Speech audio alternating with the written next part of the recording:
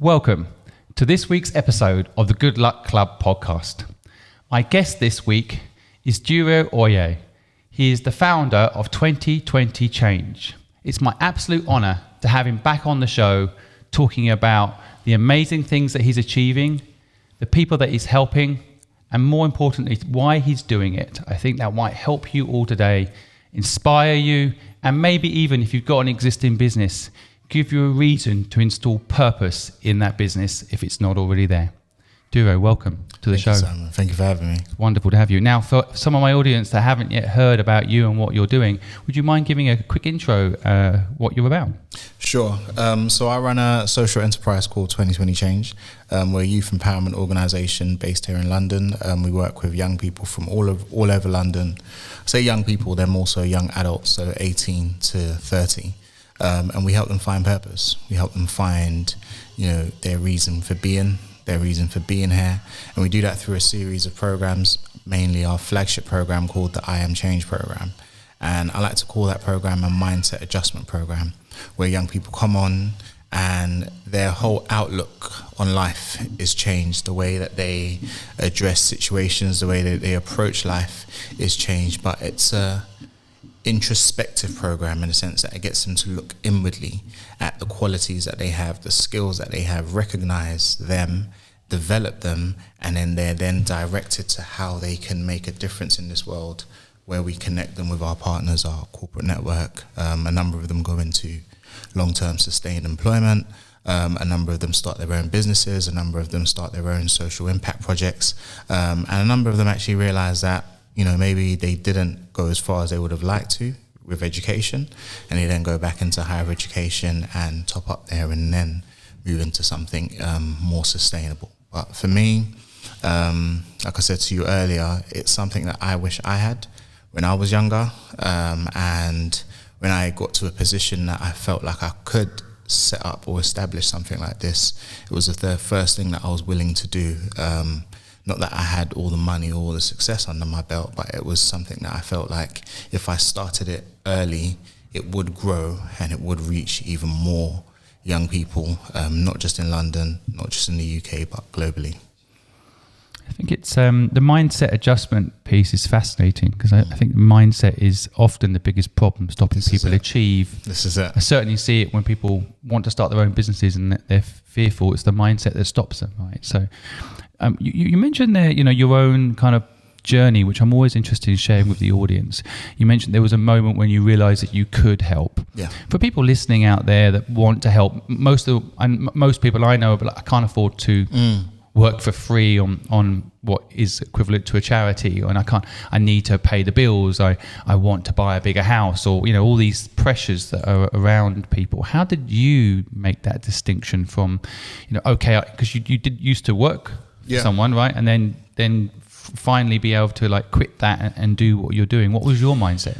For me, I started quite early, so I had an entrepreneurial mindset, still do.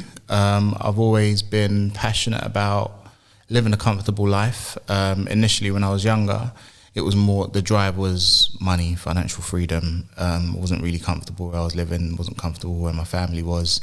I felt like it was my responsibility to do better for my children and just kind of break that that barrier of, maybe, what would you call it, of stagnation when it comes to financial freedom. So that was my drive, and I got involved in a lot of naughty things in order to get that. And quite early on, I would say that I was financially free. So by the time I was 18, 19, I was pretty much at a stage in my life where I could afford anything that I wanted, I could do anything that I wanted, but I realized that I still had a cap.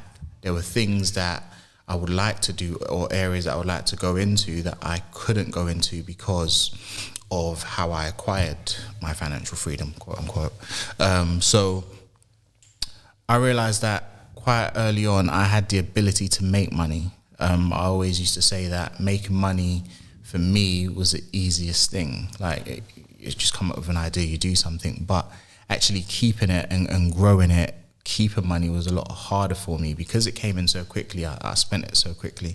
But I never really applied myself to anything tangible. I never really thought to myself, let me build something that would last. Let me do something that would help others. Because I felt like, even though it was not what the regular person would equate to privilege, I would say that I was privileged in the information that I was exposed to, hence why I was able to do so well at all the things that I was able to. But I realized that I wasn't like everybody else. There was something unique about me. Not everybody thought like I did. Not everybody thought about solutions to a problem and how to tackle that. A lot of people were just going down a particular way, getting a job, being free, being okay, getting by. That was never my kind of life. So I wasn't going to give up the life that I was living before and then just go into a 9-to-5. So I started a business early on. I borrowed some money to start that business. That business did well. It was a dry cleaning business back in 2006, pick-up and delivery dry cleaning service, and essentially, and to negotiate with the dry cleaner and asked him what discount would he give us if we bought X amount of clothing in on a weekly basis. We negotiated 60-40, I topped up his prices, and we just picked up from cash-rich time before individuals. So that mindset was always there. I didn't necessarily want to work. I didn't actually get my first official job until 2017, and I did that for a stint only because I wanted to get married. I needed a stable income. I needed to build a household. So I did that, but moving from that stable income into working for 2020 Change full time, it was a long journey. So I originally set out 2020 Change in 2013 off of the back of a documentary film that I made. So my trade, I'm a filmmaker by trade, so I studied filmmaking once I finished university, and I thought that was going to be me. I was just make films that told a story of where I've come from and the young people that live in that kind of environment, getting their stories out there. That was my passion, that was my dream. And I've met some really, really interesting individuals on that journey. I just felt like, once again, it highlighted the privilege that I had, because a lot of them came from broken homes where I thought, we lived on a council estate, but there was still love, there was still people that genuinely cared for you, where a lot of these other young people, I was coming across them, it's like they come from really, really difficult backgrounds, and their parents were on drugs and all these kind of things. And I thought my life was bad. Actually, my life is not as bad as I thought it was. And I actually have something that I can give these individuals that I thought it was just normal. I thought everybody had it. I thought everybody would just think and be able to just create something out of nothing. But the more I engaged with these individuals that were really embedded in a particular lifestyle, the more I started to realize they felt like their only way out was either selling drugs, doing music, doing fraud, robbing gang members or gang leaders. That was their only kind of outlook in terms of where they thought that this is the only way that they can come out of living in this particular type of situation. I was like, there's so much more you can do with that same skill set. Did you know that you could do this? Did you know you could apply it to this? Did you know that somebody will pay you for this? And they had the mindset of anybody that worked a 9-to-5 would only earn £1,200 a month. And that was something that I heard over and over again. They said, I'm not going to leave what I'm doing to go and work for £1,200 a month. I can make that in a day. I can make that in a week. And I was like, do you know that there are people that make that in an hour? Like, what are you talking about? I was like, I can show you individuals that genuinely make that in an hour. You can set up a business. It might take you a while to get to that stage, but if you think about all your time, effort, energy that you're putting into all of this wrong stuff, if you just applied a fraction of that into something constructive, did you know that you could get here? And all it took was for them to actually take a little bit of what I was saying and apply it. Once they started getting results, they're like, actually, Duro's not lying. Like, if I continue at this, I can see a future for myself here. And the more I had maybe a group of 6 at first, they applied some of what I was saying, they saw the results, they told their friends, and it just started growing and growing and growing. For me, setting up 2020 Change was never a thing about money, still isn't.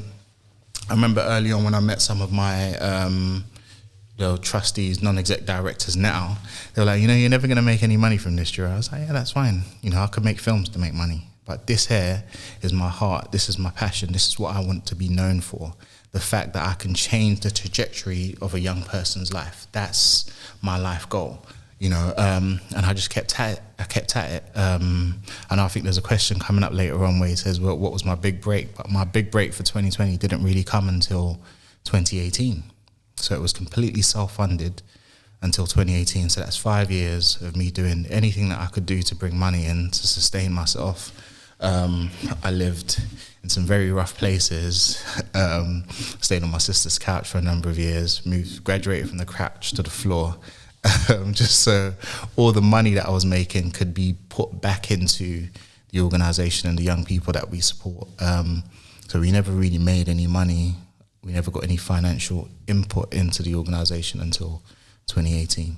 And even then, I didn't leave my full-time job to jump into it straight away. I wanted that financial income to be sustainable, and that didn't happen until November 2019. And it was at that moment that I was comfortable enough to actually draw a full-time salary from 2020 Change and then leave my full-time job and say, this is what I'm going to do full-time. And good thing that I did when I did, because then COVID happened, you know, second quarter of 2020. And yeah, it's been our most lucrative, our most successful year yet. It's interesting because the journey you just described there to me is also a mindset journey. Mm-hmm. And I don't know if there's a direct correlation between your decision to go full time and it being a more successful product. Because I think, you know, what you explained about some of your students is, and some of the people you help, is that in the early phase, they often feel like their energy is best spent, for example, criminal activity, because it's more lucrative, and putting energy into something that's not as lucrative. Let's call it a 9-to-5 job for the worst case scenario. That's a mindset thing, isn't it? You have almost like a limiting belief system. This is it, right? So, but it's interesting your own journey, because it feels like it took you 5 years to get to a point where perhaps you were like, okay, I'm going to give my full attention to this. And maybe you did what a lot of people do, which is you look at the financial aspect of it and say, it can't sustain me. It can't sustain me. So therefore, I have to keep working something else until it can sustain me. But that working something else must take away the energy of ensuring that it works. Yeah, people say that. But for me, like, when I believe in something, I give it my all. You know, so the 9-to-5, I was very strategic about the kind of 9-to-5 that I got. I went for one that didn't require all of my brain power, all of my energy, so to speak. And I also went for one where I could learn things that I would be able to apply to growing 2020 Change. So I was very strategic about where I went. I went into the charity sector. I wanted to understand how the sector actually worked. And I worked for one of the top 25 charities in the UK in a similar space, not the same space. So they were employment charity, and they will help get people back into work. Loads of people, so people that face barriers to get into work. So I wanted to understand how they did that at scale. And so I actually got promoted once while I was there. They wanted me to get promoted again, and I was just like, no, I think I'm okay as I am, because I needed to be able to switch off at, 5 o'clock, 4:45 or whatever, and then focus on 2020. So a lot of our 2020 activities happened in the evenings, so Tuesday and Thursday evenings, but there were lots of emails and calls and follow-up and all of that.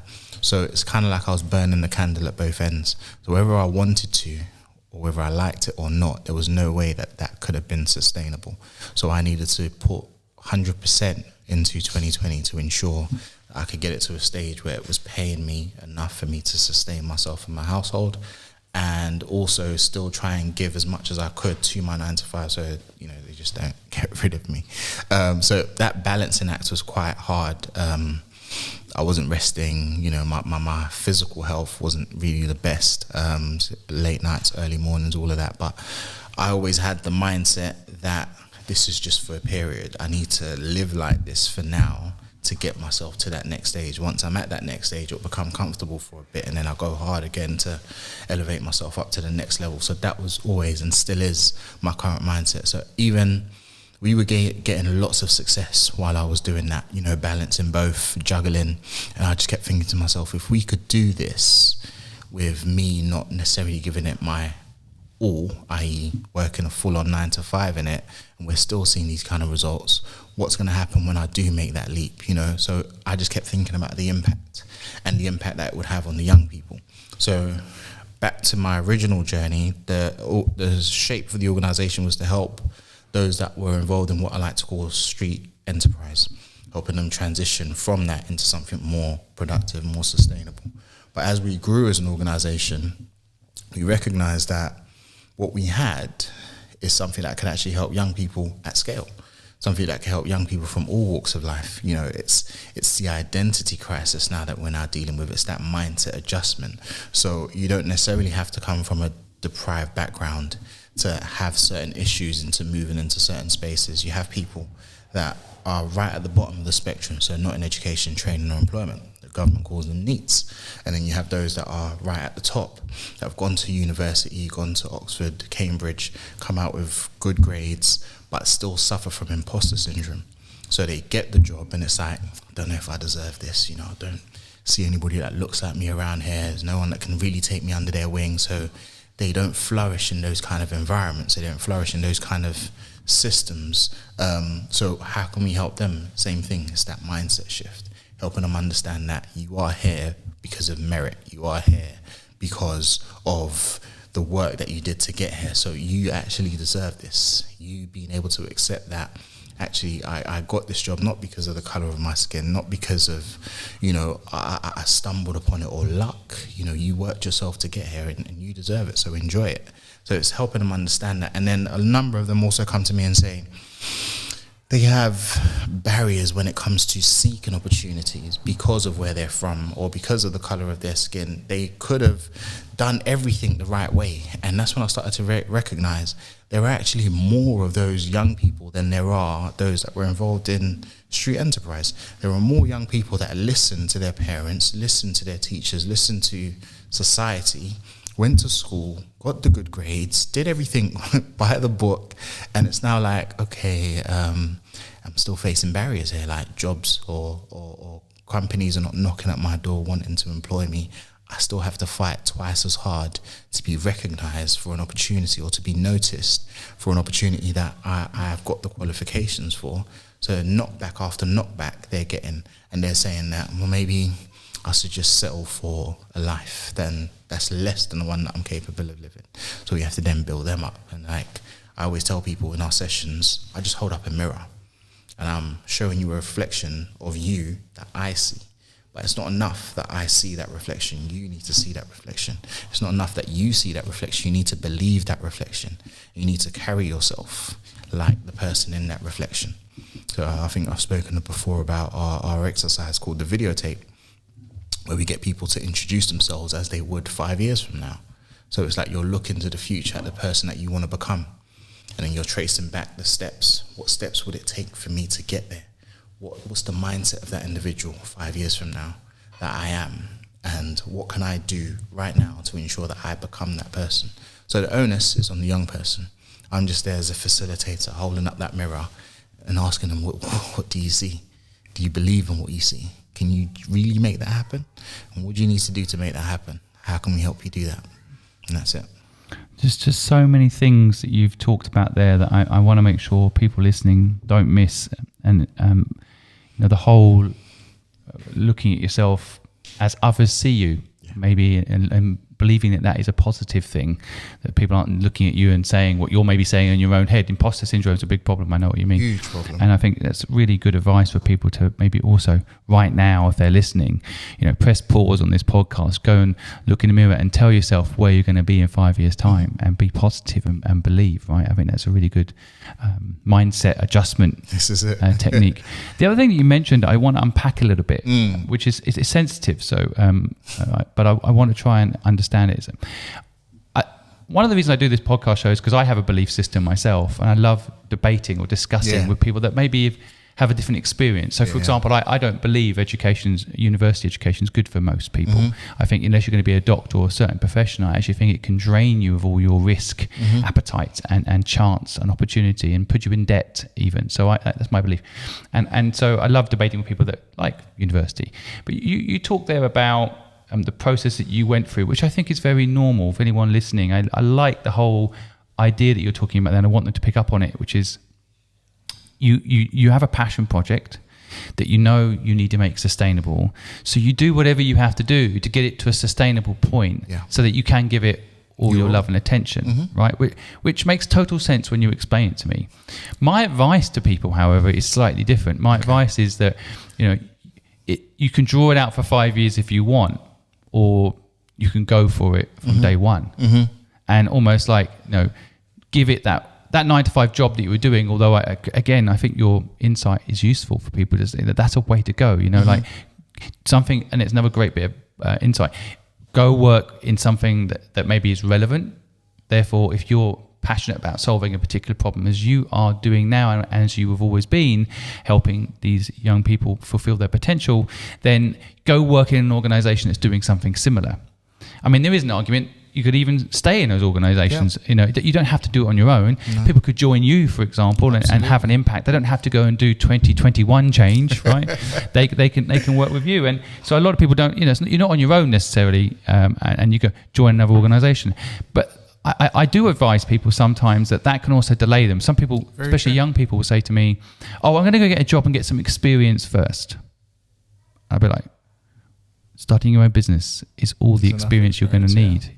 And you're going to have the ability to pick what you want to learn, and you're going to need to learn everything. And then you're going to need to learn to hire people. You're going to, you might, before if you're like me at 15 years old, no one's going to give me a management job, right? By 17, I was managing 19 people. There was no way at 17 years old someone's going to hire me to manage 19 people. At 15, I probably wasn't capable, but within 2 years, I had to learn to manage people, right? So I don't know, if you were giving advice. I mean, of course, it's generally it's always a general thing, but what do you think? You did it the right way, or do you wish you did it earlier, or I think I did it the right way for me, and I think every individual's journey is just that. It's individual. It's unique to that individual. When I was starting, what we're doing now, the model that we have didn't exist. So a lot of people told me that what we were doing was too risky, that nobody would fund it, that it wouldn't stand the test of time. So I said, okay, cool. I'm going to do it on my own. So that's why it took me 5 years. I always built our model on the fact that I knew that a corporate sponsor would come along, recognize the good that we're doing, and want to attach their name to it. That was the game plan. How that corporate sponsor was going to come along, I didn't know, because it's not like we went around knocking on corporate doors saying, "Oh, hey, look at what we're doing. Come and give us money, come and make us sustainable." That was never the case. I just believed that the more good that we did, the more young people raved about the change that happened when they came on our programs, the more the word would get out there and the more people would see it. So if I was giving our young people advice now, I wouldn't tell them to do what I did, because there are so many other ways that you can go about it now. Even with regards to university, I personally don't believe in this day and age that university is the best way to go for a lot of young people, because there are so many other options out there. There are apprenticeships, there are degree apprenticeships, there are jobs that you can get. Like you rightly said, certain professions require you to have a university degree. That's understandable. But majority of the things that people are getting involved in now, you don't need a university degree. And if you look at, and we've done the study, if you look at the trajectory of a young person that left school 16, got an apprenticeship, worked their way up, and a young person that left school 16, went to sixth form or college for 2 years, then went to university for 5 years, rightly said, they've got debt under their belt and they have no experience. So what tends to happen is their classmate that they left at school at 16 is now in a junior or senior management position, and they are the ones interviewing their mates to get onto a job, paying them half of what their mate is actually earning. Because they're in a senior position. So it's like, what's the point?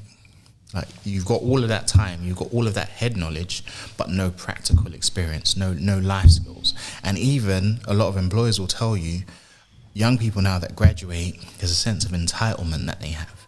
Because I have this degree, therefore I should have this job. I have qualifications, but I don't necessarily have on the ground experience. So I still need to be trained. I still need to be told how to get in early or arrive on time or draft an email. Basic things that if you got into work early, you could have picked up. But because you spend all your time at university studying, you don't have that. So the young people that didn't go to university already miles ahead. So there are young people that don't go to university and they tell you, oh, well, look at all the great billionaires that dropped out of uni. There's a different mindset there. You can't just say you're not going to go to uni, you don't have a plan. That's what I always push the young people on. So if you're not going to do this, if you're not going to follow the set plan that is created for you by society, what are you going to do? We talk about, we have a quote at 2020 who say if a young person doesn't have a plan, their community will create one for them. If that young person grows up in a great community, then that plan will probably mirror that community. But if they grow up in a terrible community, then that plan won't be that great.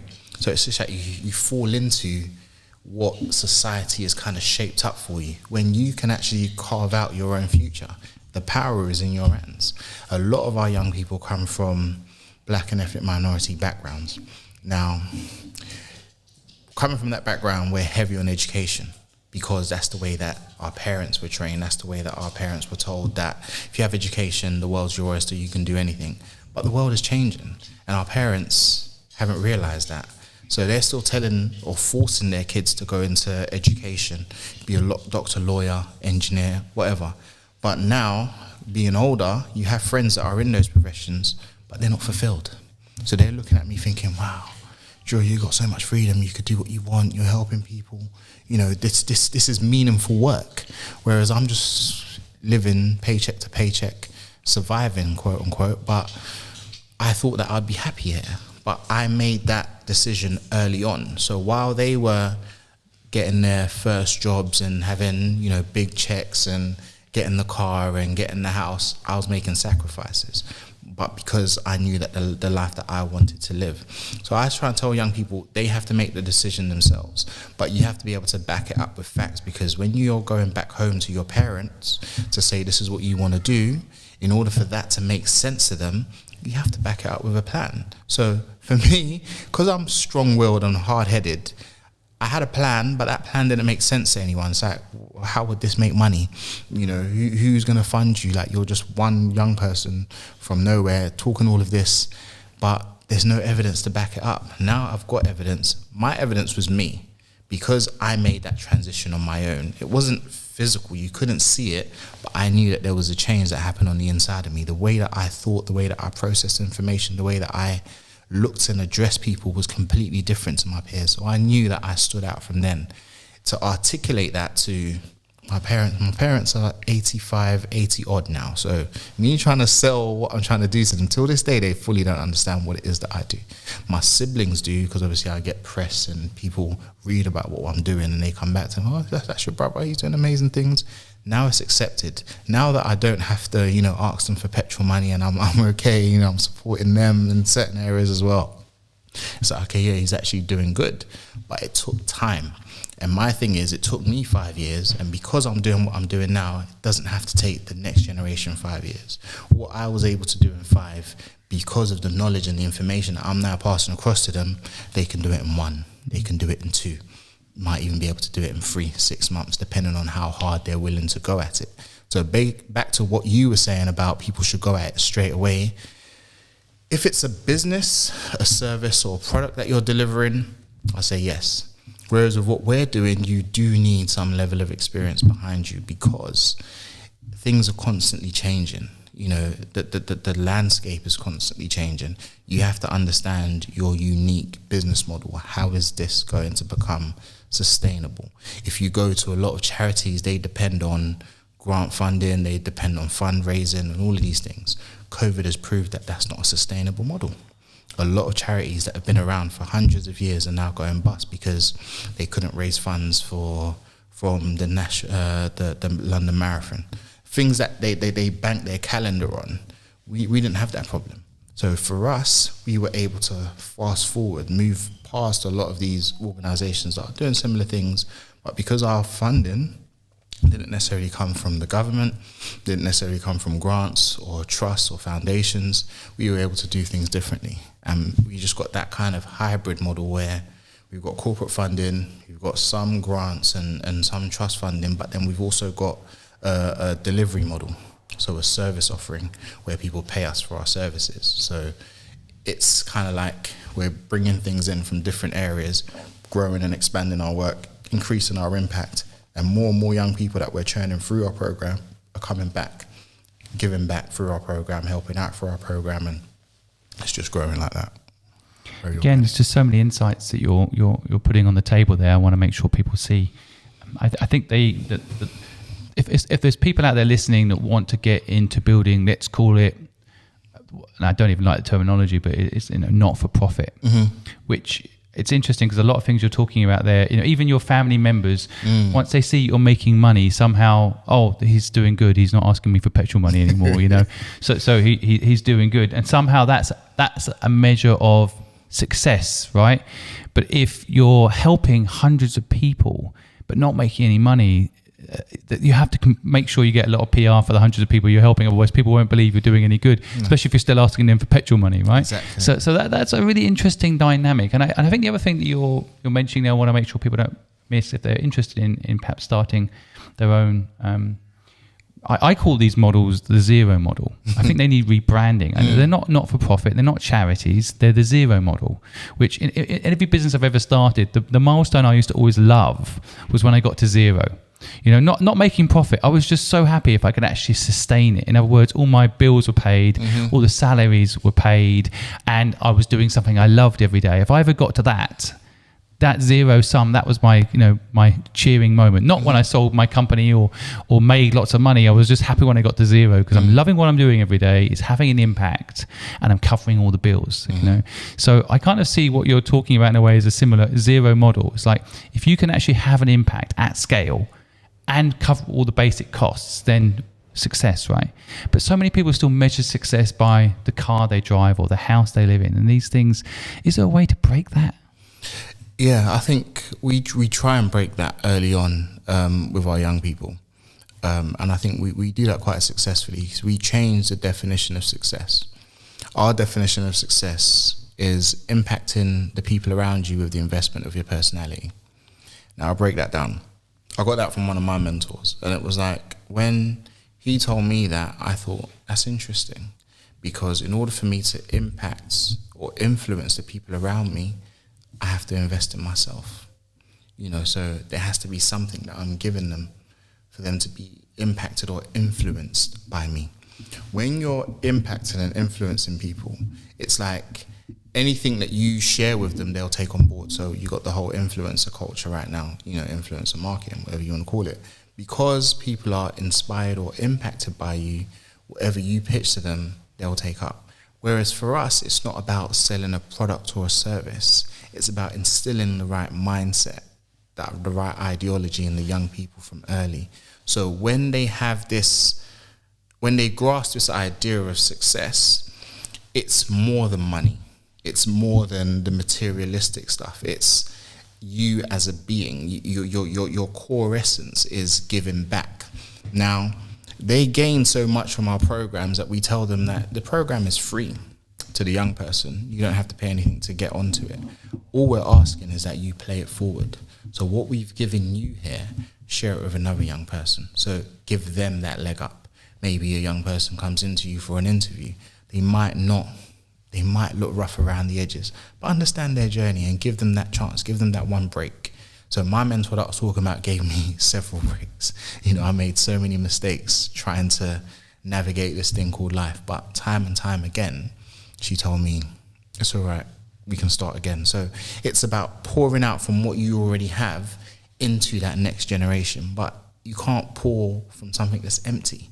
So there has to be something in there first. So I say in your early years, you're learning, you're growing, you're developing yourself, so you can then pour back. So in your teens, while you don't have so many overheads, so many concerns, learn as much as you can.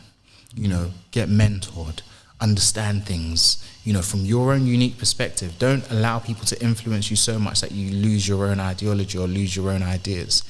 So now that you've got something inside, you can then start to shape things how you want to see it. I'm all about the future, creating the future that you want to live in. What are the problems that you face today that you would like to do something about to eradicate in the future, to ensure that people don't have to deal with it no more? So say to yourself, I want to be the last person to have to deal with this situation. How will that happen?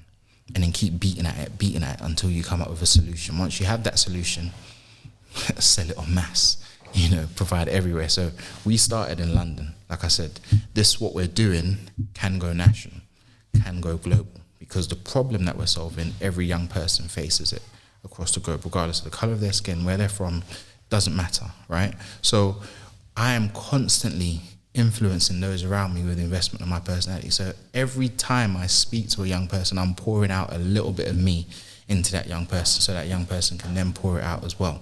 So in essence, all the issues that I faced as a young person, in the next 10, 20 years, young people shouldn't have to face it anymore in order for me to call myself successful. And yeah, the house will come, the cars will come, all of those things. If I want them, they will come, because it's just as a byproduct of what it is that I'm doing. So that's not the goal. It's just, as I'm growing, as I'm evolving, as my impact is growing, yes, my bank balance is growing, I can afford nicer things, but that's no longer my end goal. This is just a way to make my life a bit more comfortable. And that's just been how I've been progressing over the years. So, and I use my life as a mirror. So I'm very, very transparent with the young people about where I am, where I'm trying to build. When I was doing all the things that I was doing, the cars, the house, the jewels, they were the big things. Now I'm thinking about the kind of environment that I want to live. I'm thinking about where I want to raise my kids, the kind of schools that they want to go to. They're the things that I'm looking at as the next kind of milestones now. I'm okay, I'm comfortable. There's nothing that I want that I can't necessarily buy. There's nowhere that I want to go that I can't go to. But now it's no longer about me. It's no longer about how I look or how I dress or what I drive. It's about creating that future that I want to live in. And I'm currently investing in that now. I think it's inspiring, and I'm so grateful you're doing what you're doing. And one of the reasons I wanted to have you on the podcast is because I believe I'm trying to do something similar. And I think this whole mindset of, you have to invest in yourself to then be able to go and give back is so true. Mm-hmm. The sooner you invest in yourself, the sooner you can go and give back. I did this post recently on TikTok that went viral, and I basically said, don't buy property when you're young. I saw that. And a lot of people just disagree completely. Mm-hmm. And it's because they're all basically shifting to this concept of property will make you money, instead of realizing that, like you said just a moment ago, which really resonates with me, which is, when you're light, when you're young, when you don't have these bills and these responsibilities, that's the time to invest in you. So many young people have a pressure to get on the property ladder and get a 25, 30 year debt and start, paying that down, because when you're 60, you'll have something, instead of living right now. Having experience right now, investing in yourself, not a physical building. And so it kind of shocks me how many people don't see it. Yeah. In fact, I'm going to argue some people are pretty rude to me on that, on the messaging. Like they're like, why are you telling young people this? They're going to be, broke at 60, living on the streets. I'm like, why does investing in yourself young instead of a mortgage equate to later them being on the street? It's this capitalistic stuff has got completely out of control. Absolutely. And I feel like your message of, I'm going to call it hope. It is. That, just because you're seeing that someone else on Instagram has this fancy car or fancy house, that does not equal happiness. No. And why? How many people have to tell, who've got lots of money who are unhappy, or people that don't have money but are happy? Why there needs to be more examples of this? I don't think the example is enough. Because, we still see it in some of our young people.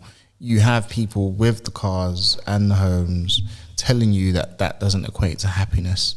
But if you're saying that to a young person that's never experienced it, never had it, it's waffle. It's like, all right, cool. It's easy for you to say. Let me experience it first.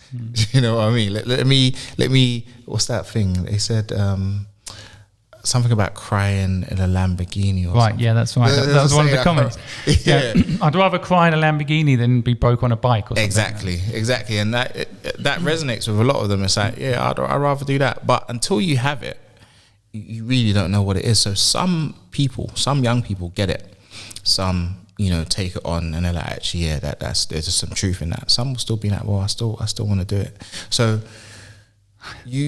some people have to experience it for themselves, and when you realize that you're not going to get there, it's a rude awakening.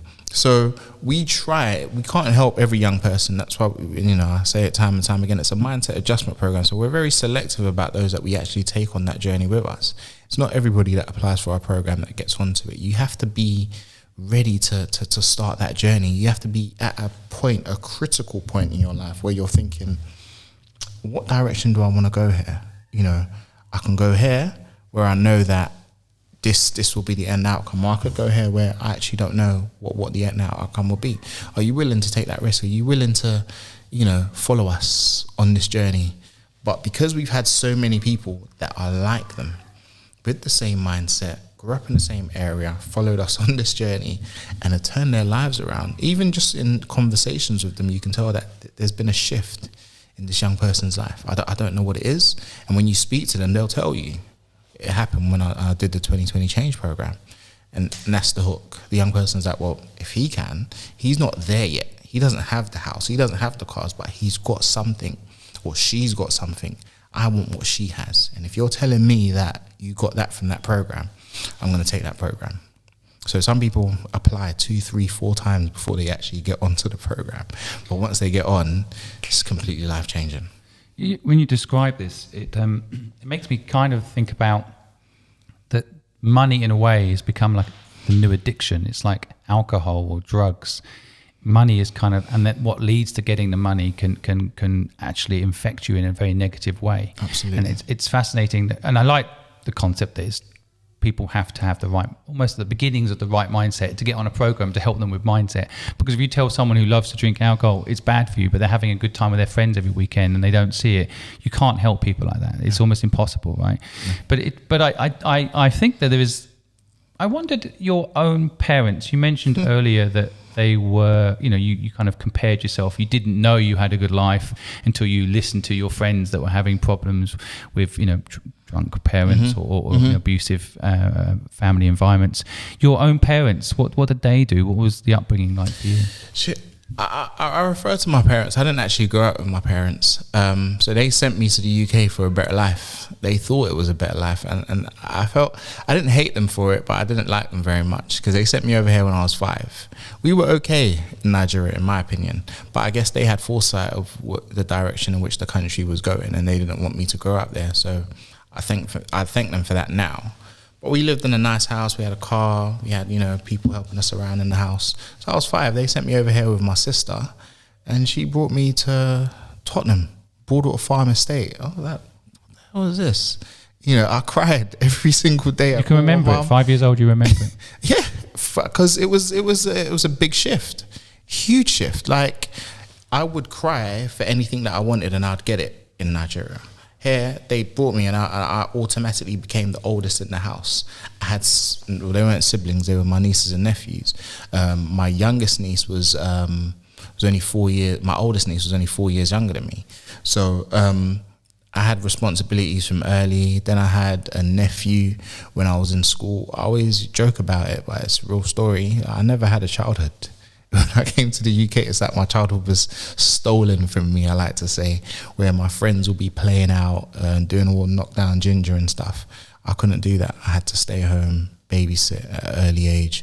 When I was in primary school, still primary school, my sister had my nephew.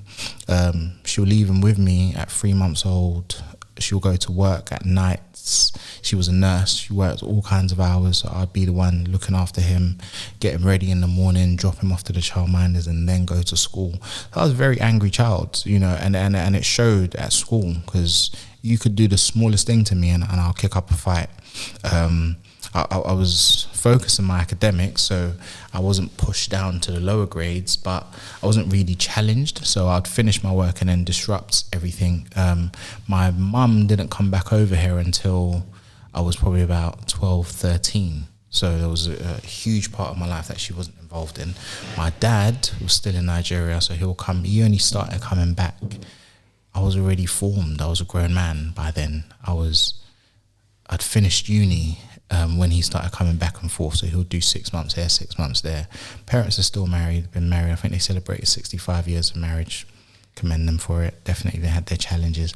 But I wasn't really in that household. So I didn't grow up in kind of like a nuclear family. So my sister had her partner. He wasn't really around. I never really had a male figure.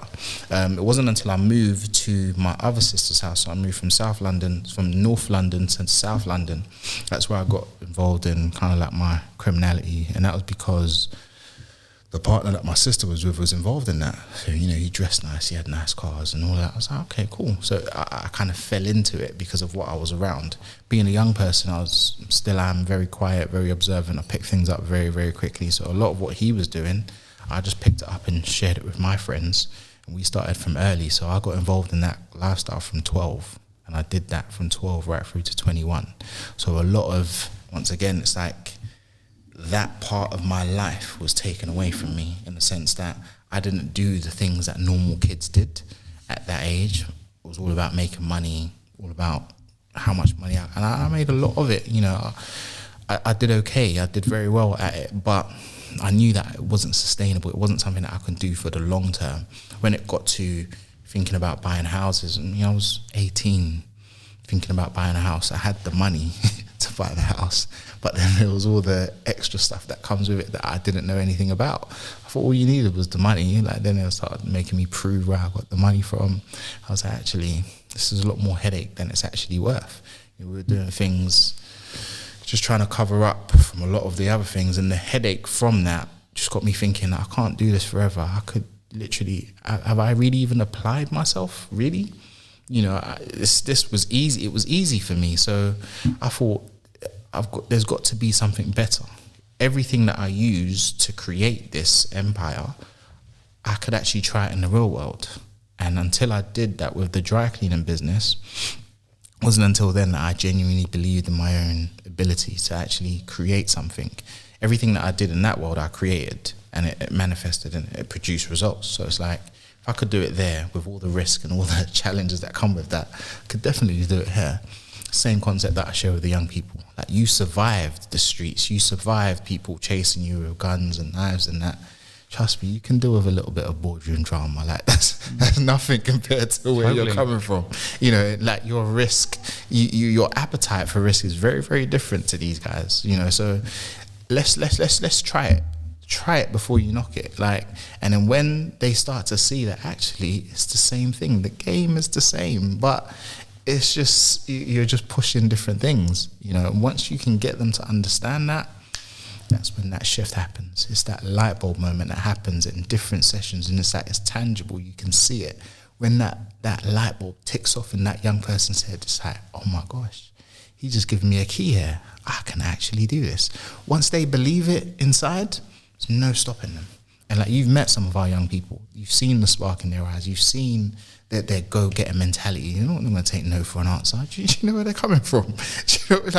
They can see a brighter future now. And like you said, what we're peddling here is hope. We're giving you that glimmer of hope that there is light at the end of the tunnel. You just need to keep going. It's going to be hard. You're going to face setbacks. You're not going to die though. You're not going to die. So once they can understand that, it's like, cool. If Duro said it can happen, it can happen. And it's not, people early used to say that you're selling these young people dreams. It's like, I'm actually not. Because I'm not just saying, oh, look over there, the hills are nice, one day, nah, let's just go through it together. I'm not saying I'm at the top of the hill yet. I'm definitely still on my way, but I'm going to try and take as many people with me as possible. As I'm grabbing you, you grab someone else. As he's grabbing you, you grab someone else. So it's like, we're all going to the top of the hill, and no one's getting left behind. So what we've essentially built is a community of like-minded individuals that are willing to do whatever it takes to get to the top of that hill. And the more of us there are, the easier it will be to get up there. some of what you're talking about, again, for the listeners, I think it's moral code piece. It's an adjustment on moral code. I mean, it's flown around a lot. There's lots of memes around it. You are a product of the 5 people that are around you, right? So, you know, what you're talking about there, that you're at 12 years old, you're affected by your family and what their activities are. I mean, then you have 9 years of, you know, perhaps not a typical career, certainly not a typical childhood, that's for sure. But somehow that tough moment has also built you into the person you are today, maybe 100%. Giving you that key naturally. And it's interesting, this concept of people understanding hope. And I feel like money has become, and not to go back to the same subject, but money's become one way. Oh, if I have money, then I have hope. And actually, the reality is that you have hope already. You've just got to probably ignore money. But I love the whole overarching point you're making here. That I don't know, you know, how much of my audience actually are involved in criminal activity, entrepreneurship, but it's actually easier to be legit entrepreneur than a criminal entrepreneur. 100%. And so it might. I say it's a bit like having a job. You know, having a job at the beginning is really easy, but I think having a job gets harder over time because your bosses change or, you know, the mission of the company changes. You have no control over those things and you can get unhappy over time. But it's really easy at the beginning as you get paid a monthly salary. Being an entrepreneur is the opposite. At the beginning, it's really hard because you don't have any guaranteed income and you're trying to figure it all out and you're trying to build it up. But eventually, once it's working, then it's your mission, it's your brand, it's your dream, it's your and that. You know, you employ people you like, in theory. Not everyone does, but you know, then you have that. You know, you have that utopia later. Absolutely. But I think it's a similar point. You know, if you're out there and maybe you've built up an entrepreneurship life that has a criminal element to it, and you know, starting again seems impossible, but that is the right way to go. In fact, I would argue giving up everything and starting again is that's what I had to do. I had literally had to start from zero. I got rid of everything that I got from that life because I did try and, you know, legitimize it and, you know, clean stuff, but it just never worked out. So I just thought to myself, I have to let go of everything and start again. Like, my Christian faith had a lot to do with that. So it's what kind of gave me that shift. And I think that's what became my anchor, in the sense that if I let go of all of this and I hold on to this, I'll be okay. You know, so that's where it kind of stemmed from. And that's what kind of enabled me to let go of it. Was it a light bulb moment, or was it when you realized, you know, that trying to turn it into a home for yourself and you couldn't, for example? Was that what changed? Or was it was both. You know, there was that. And there were just things happening around me. You know, people were going to prison for long periods. People were dying for the very first time. And it just got me thinking, how long can you do this for? And that same nephew that I talked to you about me raising him and sending him to the childminders and stuff, I became somewhat of a legend in my area. So he was still with his sister on the other side. So he came over to visit one time. We were walking down the road, people calling out my name. Oh, hey, Dro, how you doing? All that kind of stuff. Yeah, feeling like the man, all of that. And he's like, oh, you're famous. I said, well, yeah, you could say that. You know, I'm known. He's like, but what are you known for? And till this day, I don't think he knows what that statement did to me, because it was that statement that was the trigger for everything. He said, but what are you known for? And it just got me thinking, whoa, these kids are getting older now. You know, so me being the big uncle that always gets the best Christmas presents and all of that, gets birthday presents, sooner or later you're going to find out your uncle is not really what he's making out to be. So at home I was a different person. On the streets I was a completely different person. So the two worlds are now starting to collide, and obviously people are starting to find out that actually I used to pretend to be a rave promoter because I was at uni, so nobody could really see what I was doing, and that's how I said I was making my money. We would hire out clubs, nobody would come, but we'll just say that, you know, we made 50k on the door or whatever. But all of that was now starting to come out, and I was thinking, it's getting a bit messy now. But what he said just got me thinking about the future. What do I want to be known for?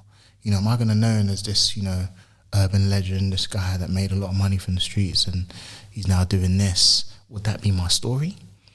Am I going to allow that to be my story when I bring kids into this world? Are they going to know that, you know, this is what he did and this is how he made his fortune? That really just kind of gets it was just getting at me, eating away at me constantly. And I just thought to myself, well, I tried to justify it. I was like, what else am I supposed to do? Like, this is the life that I was given. People talk about, product of my environment, all that stuff that you hear, and you think, actually. What do you mean, what am I supposed to do? But have you tried? I hadn't tried. I hadn't tried to do anything else but what I was doing. So it's like, I had an education. I was okay. I went to school. I was very creative. So I tried to go down that part. I was like, I've never actually tried to apply myself to anything and really stuck at it. I tried to, like I said, clean the money, but that's not real. I'm still fooling myself. Let's be real here. Get rid of everything. Start from scratch. If you say you've got this brilliant mind, use it. Try something. First thing I tried worked out, and I was able to flip that company, and the money from that I was used to buy my first property. But that was it, and that was when that light bulb moment kind of happened. It was like, you can do this. You've got it in you, so go for it. And there was no turning back from that point on. I want people to hear this and flip a switch on themselves, And I would add, by the way, to your point, it's not. I think the point you're making here is not just about one particular sector of society either. So, and I thank you for your honesty and openness. I think it's important for people to listen to a story like yours, and they'll relate to it and maybe can make a change, a positive one, and move forward. Because I think the word legacy is really important. That you can't take a property with you when you die. It's all you've got left is what you did and how you did it. I would just add that your point about giving up everything you had, I personally done it too, but in a different plane. I was very famous in Hong Kong where I lived. I had lots of very successful businesses. I walked down the street, just like you were talking there, people would wave at me. I'd get stopped in the street. People would be pitching their business ideas to me all the time, But I felt like I was only doing what I was doing at that point in my late 30s to make even more money for me. And so I felt like it was a working business. I was famous. I was, invited to events to talk. But actually, I was doing all that for me, and I had to sell it all and give it all up to do what I'm doing today, because today isn't about me. Although right now I'm talking about me, ironically. but you know what I mean. Like, I use me as a case study, and I think when you're kind of saying the same, sometimes people hold on so tight to what they think's important, fame. Yeah. You can even argue, you can even sell it to yourself, like you were just talking about there, cleaning money. I think I sold it to myself in a similar way. Well, I'm on stage talking about entrepreneurship. Although I'm making lots of money from it for myself, maybe that will inspire people. But there's nothing better sometimes than to give up all that stuff and keep, I guess, improving yourself, isn't 100%. it? And keep resetting what you can get influenced by that fame or your uncle or, by other people, and they can take you down the wrong moral code route. So for anyone listening, I wonder, how do people get that light bulb moment? We don't necessarily want people to get to a point where they're trying to think about how to clean the money, do we? What is the answer to get people earlier? What? That's the thing, and that's what our program does, really. Before you even get to that stage where you're caught up and you're trying to turn things around, it's that mindset. You have to think about, and that's why I love our concept of the videotape so much. It's like, from where you are now, fast forward 5 years from now, what kind of person do you want to be? What will you be known for 5 years from now?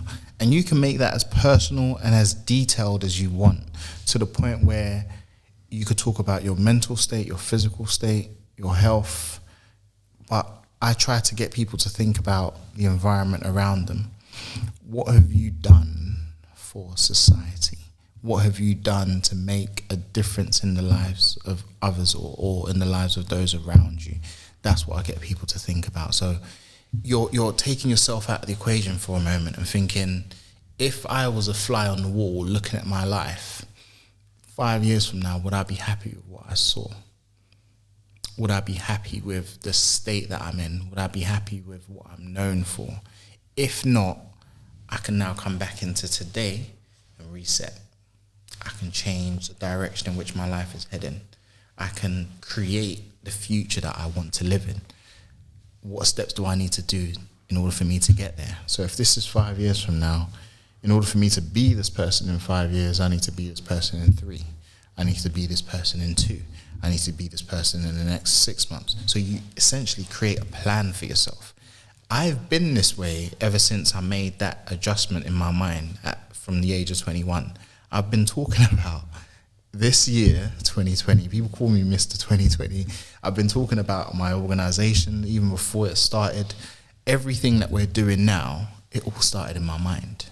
And I've been vocalizing it. So now that it's happening, everyone's like, wow, actually, he said it. This is what he said. I talked about when I have kids. I talked about where I want to live by the time I have kids. I talked about, the kind of environment I want to raise my kids in. I got married 2 years ago in October.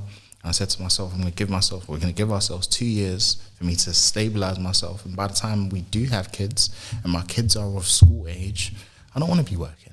I want to set my own hours. I want to work 10 till 2 every day. I want to have breakfast with my kids. I want to be there to take them to school. I want to pick them up. That's the life that I'm creating. Thankfully, I can see it now. Like, I could see it before, it was just in my mind, but now it's tangible. It's like, I told my wife, she's the realist. Like, she's a proper realist. She's very practical. So she doesn't believe in everything that I'm saying about the future. She's like, how's this practical right now?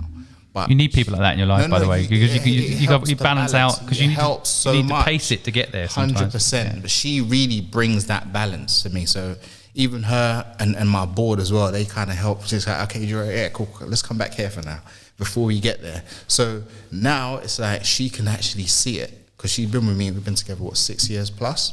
The person that I was 6 years ago is not the person I am now, but I've been talking about this person.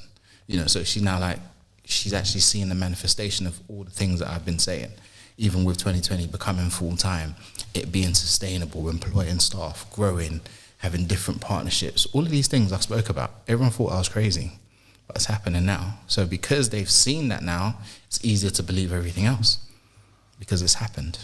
So I needed that shift, but I had to believe in it myself. So I told the young people as well, so everything that I'm sharing with them, I had to do. It wasn't, I didn't pick this up from a book or anything. This is my life, and we're still living it. So you can just imagine what it's like for the very first set of young people that we worked with, seeing the growth in the organization, seeing where we are now, hearing everything that I said that we were going to do back then, and we're doing it now. They never thought it was possible. I mean, they couldn't physically see it. They just held on to my word. And now it's real. I could talk to you all day long about this, and I love your story. I love your authenticity. Thank you. And I love what you're doing. And I want to thank you for taking time out to come and share it with us today. Thank you for having me. I guess it's always nice to end on a light-hearted note. If you went back to the younger you, say that 12-year-old you, what advice would you give? The 12-year-old me, I think about this question all the time, and I ask some of the people I get to interview as well. For me, it would just be patient with it. I wanted to grow up too quickly. Even now, I'm still looking forward to the point where I'm 60, 65, and I'm sharing these stories with a whole group of young people, but they're young people now, but they won't be young people then, but they've been with me on this journey. Just be patient with it. Now that I look back, I'm grateful for the life that I lived. I'm grateful for the mistakes that I made. I'm grateful for the mishaps. All the wrong things that happened helped shape me to the person that I am now. While I was going through it, I didn't appreciate it. I didn't want it. But now that I'm here, I can look back and notice how each experience, me moving from Nigeria to the UK at the time that I did, me being forced to go to university in the way that I did. If I didn't go to university, that shift wouldn't have happened, but it did. And I'm grateful for that now. But it's not until I'm at this stage in my life that I can look back and say, all I needed was just patience. I needed to just go with it. Don't be in too much of a hurry to make things happen. Do what you need to do when you need to do it. But I was in too much of a hurry. I wanted the flashy car, the money, the jewels, the girls, all of that. I wanted it way too quickly, and I didn't want to work for it. So when I got it, it's like, okay, I thought it was going to be a lot more exciting than this. So now that I'm doing things the right way, I can really enjoy it. So at every single step that I take, every day that I live, I'm grateful to be alive. I'm grateful to be breathing. I'm grateful for the position that I'm in while I'm still working towards where I want to be, the closer I get to where I want to be, the more the goalpost shifts. And, you know, it's just like, I live a very beautiful life now. I'm fulfilled, I'm happy, I'm free. Like, there's no chains. I don't have to worry about going anywhere. I'm actively trying to even fade to black. I don't want to be seen anymore. I want to, you know, live in my own little bubble where I can make things happen, but nobody knows that it's me. You know, so even the fame that I once had on the streets, I don't even want that anymore. I just want to be happy, and I'm there now. But it's like, if life is so good now, what's the future got to offer? You know, so like I said, the next thing that I'm looking forward to now is bringing kids into this world, and watching them grow and watching them mature, and seeing myself in them, seeing certain qualities that their mother has in them. That's what I'm looking forward to now, and I can openly accept that, not having to worry about money or some of the challenges that, you know, I faced when I was younger. It's just creating a home filled with love and happiness. That's me. Beautiful. And I think interesting there you mentioned about, you know, the bad things that have happened to you almost giving you the power to do what you're doing today. So if anyone out there listening is having a hard time, it's hard to see it at the time, but often these things can be the best lessons ever. And so that's actually my take on luck. You know, there's no such thing as bad luck or good luck. There's just luck, right? And so it depends on how you frame it. Back to your point at the beginning of mindset. You also mentioned, you know, earlier that, you know, you're not going to die by going into a boardroom. No. But it's interesting if you do think about things in the context that you could die tomorrow. You know, what is your legacy, right? When you could hopefully we're going to live to the mean age, which is 78, right? But we might not. So it's all about what you're doing with your life, not what you own. Because you know. But look, I could talk to you forever. I'd love to have you come back on. Maybe we could interview a couple of your students next time. Yeah, that would be, absolutely. I mean, they'll love to do it. I mean, we've got something happening soon as well. Yeah, so on Saturday we've got a live. Yes. We're doing a chat with your community and trying to help them start businesses of their own. So kind of merging our two missions to give people hope, give people an opportunity to let the community, mine, yours, theirs, help them with a plan, help them achieve what they want. This is it, yeah. I take away kind of 4 key words really. I think want people to write down and keep in their pocket today, which is freedom. I think it's such a powerful word, and it's so much more powerful than owning property. Freedom. Legacy, which we've mentioned quite a few times, such an important word, and so important to keep in your mind when doing what you're doing every day, because eventually people will know what you're doing and you're going to be proud of it. And so then I think hope. I just want people to remember that there's always hope, even in the hardest of times. And if you've got the right community around you, they'll help you through those hardest of times. And at the very least, you'll know who your true friends are. And working from home, my dog's barking in the background, and he just said authenticity. My little dog Brando just said authenticity, which I think is something you resonate. And I think we have to come through that whole journey sometimes to find who we really are, and then be that person, telling our true stories, telling our truth. And so I thank you for doing that today. Thank you for coming on the podcast. Thank you for listening to Good Luck Club podcast today. We know you have thousands of podcasts you could be listening to, and you decided to listen to us, and we feel very lucky. If you liked what Duro had to say today, I'd really appreciate it if you visit his link below, checked out 2020 Change, and did whatever you could to either help his organisation or perhaps recommend it to anybody out there that's looking for a community to give them hope. Thank you.